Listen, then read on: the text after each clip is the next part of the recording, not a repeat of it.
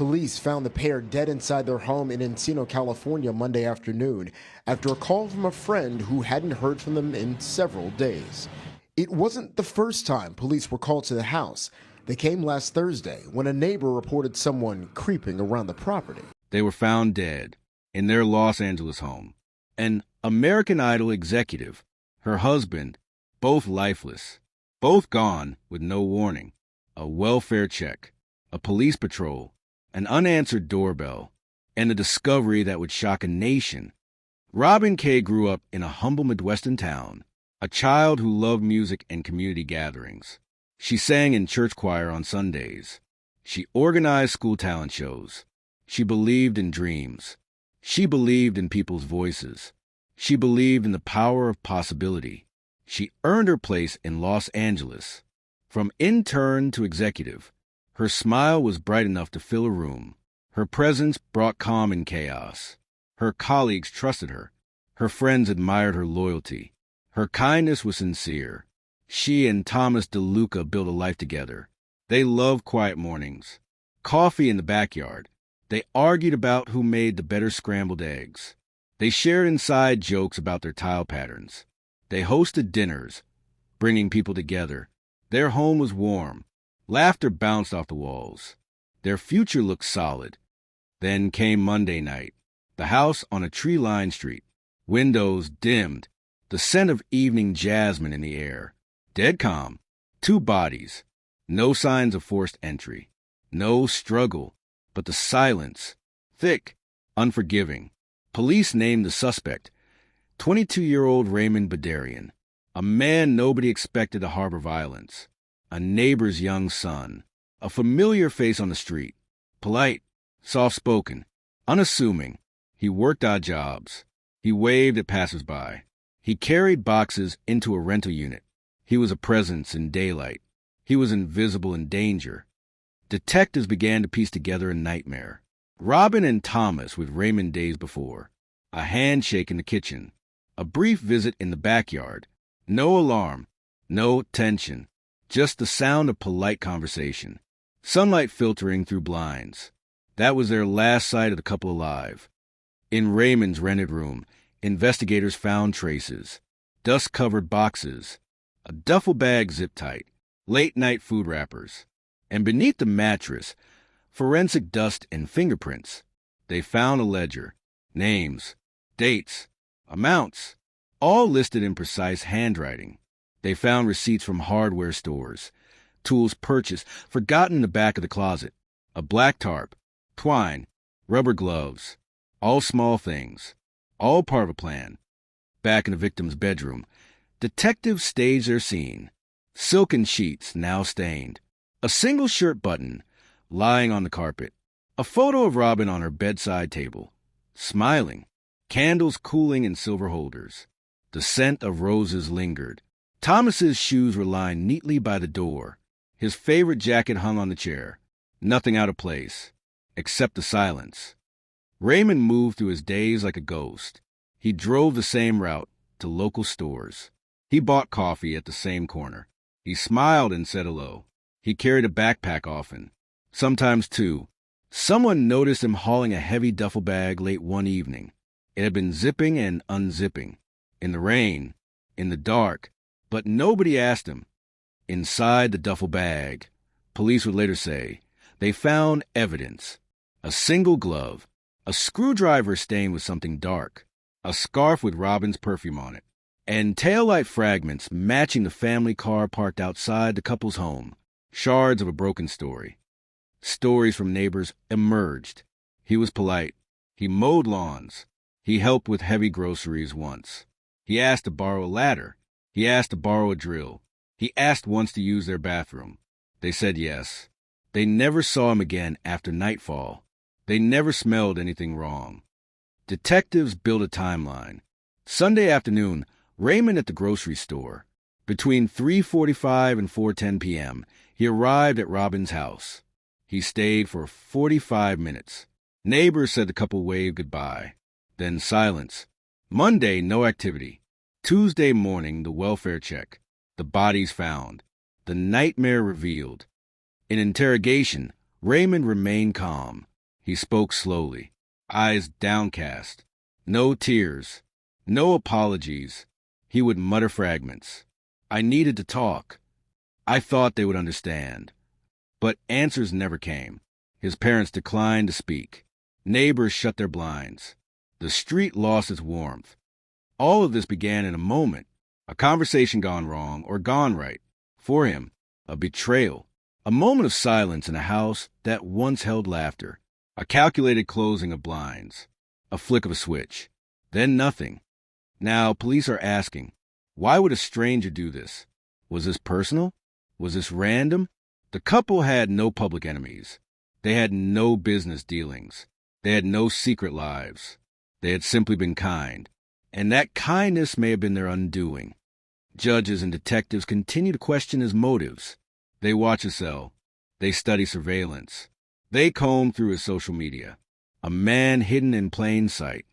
Outside, roses wilt on a makeshift memorial. Candles melt into the pavement. A framed photo of the couple, embraced in their backyard. Stares back at the night. Neighbors leave notes. Rest in peace. We will not forget. They whisper about what they saw that day. They whisper about who they will never meet again. Inside the interrogation room, Raymond folds a paper. He folds it again. He folds it once more. He stares at the floor. His hands are not shaking, but his knuckles are white. He looks up for the first time, and the camera clicks. The room is still. The world stops. He did not speak the words. He did not say why. But in that moment, everything changed. The silence became louder. The truth cried out.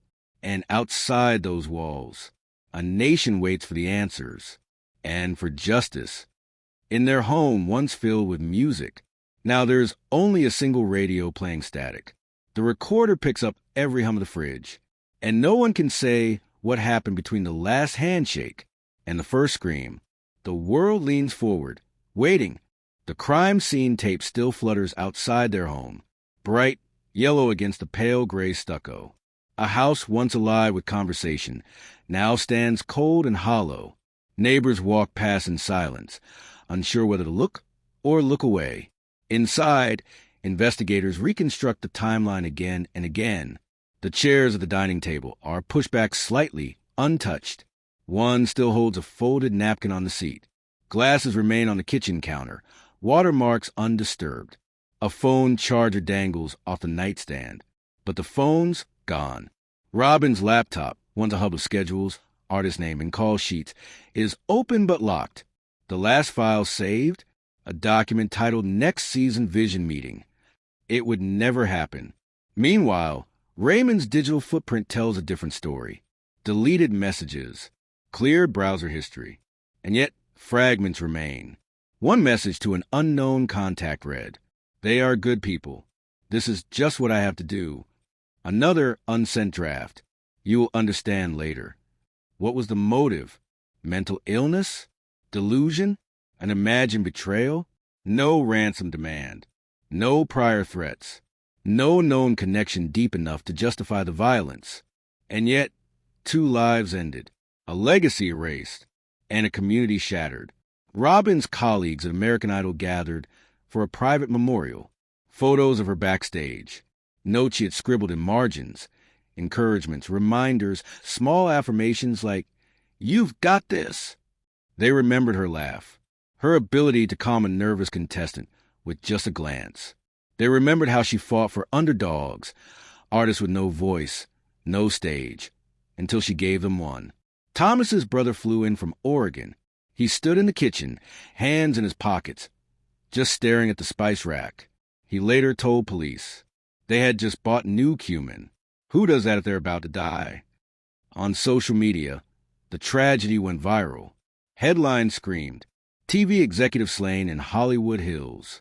Suspect just 22, no clear motive. Double murder leaves industry reeling. But beyond the headlines were comments. Thousands of them. People grieving strangers. People imagining their own front doors kicked in. People wondering how something so senseless could happen, and why no one saw it coming. In court, Raymond appeared for arraignment. He wore county-issued beige, his hair uncombed. He looked up once, just once, at the gallery. Robin's niece was there. She clutched a framed photo and did not blink. The judge read the charges. 2 counts of first-degree murder. Premeditated. Cold. Intentional. Raymond showed no reaction. But a single tear ran down the cheek of a courtroom translator. Even silence can scream. Prosecutors revealed a theory. Raymond may have believed Robin owed him a career. He once emailed her, asking for mentorship, an introduction, a job. She replied politely but firmly, "We are not hiring at this time. I wish you the best in your career path." That email was found printed in his desk drawer, folded, underlined, annotated, on one margin, written in his own handwriting. She closed the door. "I will open one." And that may have been the trigger. But even that felt too small, too thin to explain the horror, too shallow to justify blood. For Robin and Thomas, that day began like any other. Coffee, a shared smile, plans for the week, perhaps even excitement for something mundane, groceries, a show to binge, a walk before sunset. Now, the final images capture them are forensic photos. Frozen, lifeless, out of context, dehumanized. And in those photos, Robin's hand still gently touches Thomas's. Even in death, they reach for each other. A candlelight vigil was held on the Hollywood Walk of Fame, not for celebrities, but for Robin, for Thomas, for decency, for love cut short. One former contestant flew in to speak. She saw me before the cameras did. She told me to sing like the world was already listening. I did, because of her. The crowd cried. Some dropped rose petals. Others sang. But no song could drown the grief. Police now review cold cases, other welfare checks, other sudden deaths with no suspect. Was Raymond connected to more? Was this an isolated storm or the first clap of thunder? They search his emails, his journals, his dark web footprints. They find sketches, timelines, possibilities. One file titled, "What They All Owe Me." Inside, names. Most crossed out. Robin and Thomas, underlined in red. Still, he says nothing. No remorse. No confession. No apology. In the footage from his holding cell, he stands for hours, staring at the wall, mouthing words no one can hear. At 3:12 a.m., he begins to hum, a tune unrecognizable, haunting, endless. Officers watch the screen in silence. No one dares speak. The hallway lights flicker. And the house? Still sealed. Still evidence. But in one upstairs drawer, untouched, they found a sealed envelope. Inside, a letter Robin had written to Thomas 2 months earlier, for their anniversary. She wrote, "You make life quieter. You make me brave. You make this world feel like home." The letter was never mailed. She gave it to him the night before they died. Outside their home, wind rustles the leaves. The porch light remains on. A delivery bag leans against the door, never picked up. Inside, the clock still ticks. The seconds stretch. The silence thickens. The court proceedings move forward. The media speculates. The public forgets a little more each day. But for those who knew them, those who sat at their table, heard them laugh, watched them love, there is no forgetting. Only a moment, suspended, and a door that will never open again. Inside the Los Angeles County Courthouse, a storm of legal motion unfolds. Defense attorneys file motions citing instability, mental health evaluations, and claims of diminished responsibility. Prosecutors fire back, with evidence, with intent, with premeditation. The battle is not just legal. It is moral. It is deeply human. Because how does a society explain this? A trusted young man, a successful couple with no known enemies, and a crime that makes no rational sense. A forensic psychiatrist visits Raymond. She sits across from him in a cold metal chair, takes notes, observes. He speaks in half-thoughts, sometimes naming childhood fears, sometimes repeating phrases like a mantra. I was never nothing. I was never nothing. She asks if he regrets what he did. He looks at her, smiles faintly, and says, "They saw me Then they stopped seeing me. I made them see again. She closes her notebook and walks away. The trial date looms. Robin's family prepares victim impact statements, each word chosen carefully, each syllable soaked in grief. Thomas's sister cannot bring herself to speak. She writes instead a single sentence, typed, centered, large font. He loved her more than air, and now both are gone. The media circus begins. True crime channels, podcast hosts, television crews. Outside the courthouse, a protester holds a sign. Protect the innocent. Punish the quiet killers. A man live streams from his car. Another sells justice for Robin and Tom, T-shirts near the courthouse gate. Justice has become a brand. But for the families, it is just a wound. In the evidence room, investigators lay out the case. Robin's last call was at 4:48 p.m. to a contestant. She had given him feedback, told him to try a softer key in the bridge. He saved the voicemail. Now it is the last recording of her voice alive. Thomas had been researching vacation ideas. His browser history included searches like quiet hiking in Washington State, romantic cottages with fireplaces, best coffee towns for fall travel. They were planning something, but now the calendar is blank. A detective, Sergeant Elena Morales, walks the couple's home again. She does it alone. No media, no cameras, just her and the stillness. She pauses in the hallway, looks into their bedroom, then down at a piece of carpet where dried blood had once soaked in. She later tells her partner, "There was love in that house. I could feel it," and he tore through it like it was paper. In prison, Raymond receives a letter. No return address. Inside, a photo of Robin on a panel stage, laughing with colleagues. On the back, 3-word handwritten in red ink. "You did nothing." He tears the photo, flushes the pieces, returns to his cot, and begins pacing again. The day before jury selection, a journalist uncovers an old video. Raymond at age 17, on a community college media panel. He is shy, awkward, but passionate. He says, "I want to create stories that mean something, because stories are all we have when people are gone." The irony is unbearable, because now he has become the story, and those he murdered are the ones who meant something. Robin's office remains untouched, her name still on the door, sticky notes still stuck to the edges of her computer screen. "You got this. Love, you're weird. Don't forget lunch." Producers debated whether to leave her chair empty for the next season. They decided to fill it, but the new hire never sits quite right in it, and the contestants still glance at that seat as if waiting. Thomas's parents donate his books to a local school.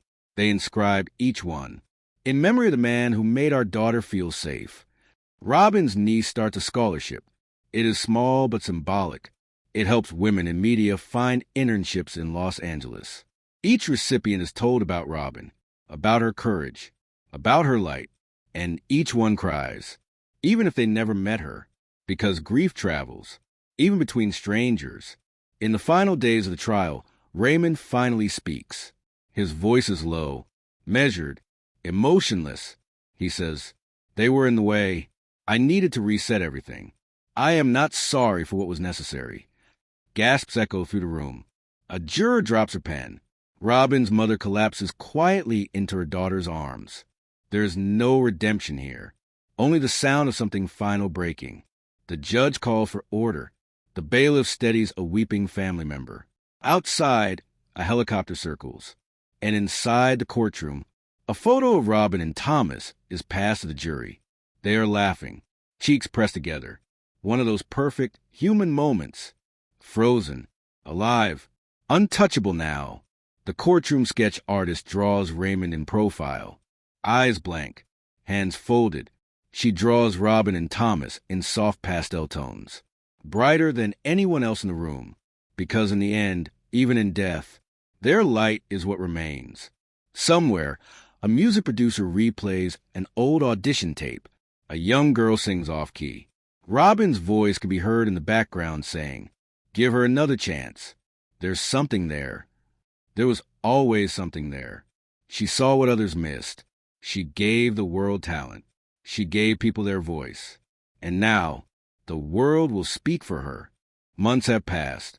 The media cycle has moved on. But grief does not obey news cycles. And silence has a longer echo than sound. The courtroom is empty now. The verdict was read. The sentence handed down. Raymond Boodarian will spend the rest of his life behind bars. No possibility of parole. No public statement of remorse. But even as the prison walls close around him, it is the world outside that must learn how to keep living. Robin's office was finally cleared. Her chair wheeled into storage. Her photos taken down one by one. The plant she nurtured, now overgrown, was trimmed back to nothing. Yet her influence lingers. Every show she helped build, every young voice she championed, every person who found courage under her guidance carries a part of her forward. She believed in lifting people. Even when she herself was surrounded by shadows she never saw coming. Thomas's favorite coffee mug still sits in his sister's kitchen. She refuses to wash it. His fingerprint, faint and smudged, is the last thing she has left. She sometimes plays his voicemails just to hear him say her name, even if it hurts, especially because it hurts. Pain, after all, is proof they were here, proof they mattered, proof they were loved. In quiet corners of the entertainment industry, the question still lingers. How could someone so full of life, so loved, so safe, become a target? But there is no answer that satisfies. No motive deep enough to balance the weight of two lives lost. There is only the truth that sometimes evil wears a face of familiarity, and sometimes tragedy chooses at random. At the base of a hill in Los Angeles, a small memorial plaque now reads, "In honor of Robin and Thomas, whose light was stolen but never extinguished." Visitors stop. They place flowers. They whisper their names, even if they never knew them, because that is what stories do. They survive. They warn. They remind. And this story, though full of pain, is now part of that survival. In the end, justice was served. But peace is something else entirely. And in the quiet moments, late at night when the city is still, you can almost hear her voice, encouraging someone nervous, believing in a stranger's dream. That voice may be gone, but what it gave the world will never be silenced.